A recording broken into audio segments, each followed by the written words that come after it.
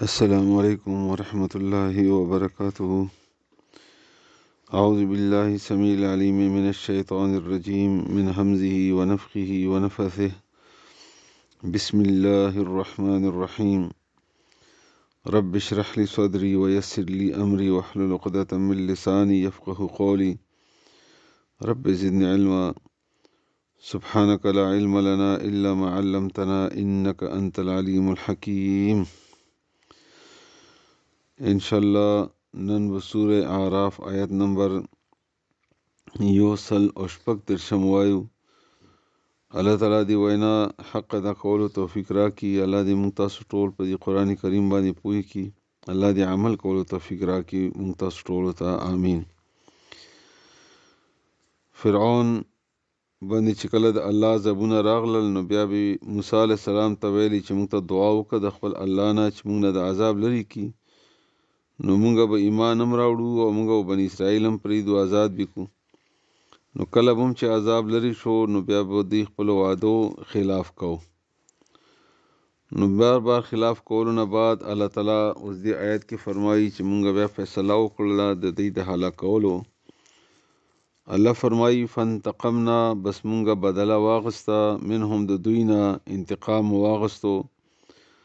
نو فاغرقناهم، دوی مغرق کړل په دریاب فی الیم، په دریاب کې، سمندر کې. یم وای هغه دریاب ته چې کم گهره وي. ولې غرق کړل؟ بانهم ځکه چې دوی کذبو دروغجنول بآیاتنا زموږ آیتونو لره، یعنې موږ آیتونو ته د دروغ نسبت کوو چې ګنې دا دروغ دي. وکانو او دوی عنها د هغې نه غافلین، غافله، بې پروا، نه منونکي.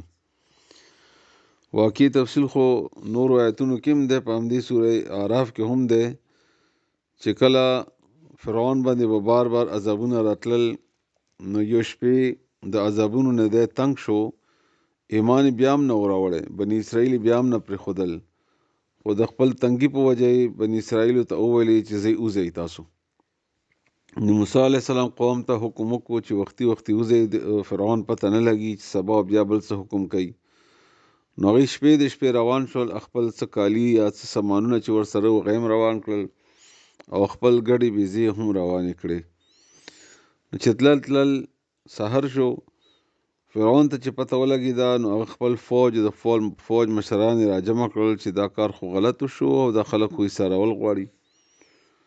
نو فوراً یې فوج راجمع کړو، خپله سربراهي کوله او روان شول موسی علیه السلام دغه لښکر پسې. تقریبا 6 لکه کسان وو چې مخکې لاړل. نو فرعون موسی علیه السلام ته مخکې ته دریاب راغی. نو قوم ورته وویلي موسی علیه السلام ته چې ګیر شو. موسی علیه السلام ورته وویلي چې مه ګبراویږئ، الله موږ سره دی، الله به موږ ته لاره وښایي. نو الله حکم وکړو چې خپلې امسا باندې د دریاب ووهه. دریاب چې ووهو نو 2 ټوکړې شو. الله تعالی فرمایي چې ما ورته دریاب وچ کو، یا بسا خالص وچ چې سره د اوبو نوم نشان هم نه، او دواړو طرفونو ته اوبه ودرېدې د غرونو په شانتې. نو موسی علیه السلام سره د لښکره خپل قوم دا پورې شو.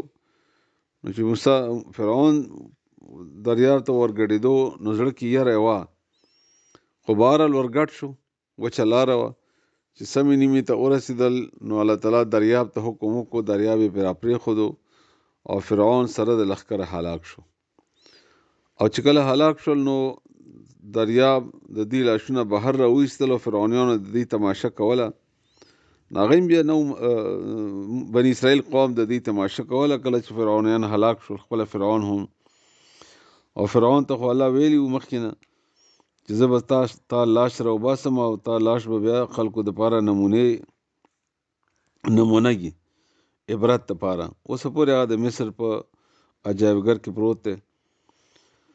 نو هغه خبره کوي الله چې فانتقمنا، بس مونږه بدل واغستو، منهم د دوی نه، فاغرقناهم، نو غرق مکړل دوی یعنې فرعونیان، فی الیم، په دریاب کې، بانهم ځکه چې دوی کذبو دروغجن کول بآیاتنا زموږ آیتونه، وکانو او دوی عنها د هغې نه غافلین، ناخبره، بې پروا، چې هغه به نه کوو، ایمان به نه راوړو مسلسل د الله تعالی آیتونو باندې. الله تعالی دې موږ تاسو پوه کړي، الله دې عمل کولو توفیق راکړي. آمین ثم آمین.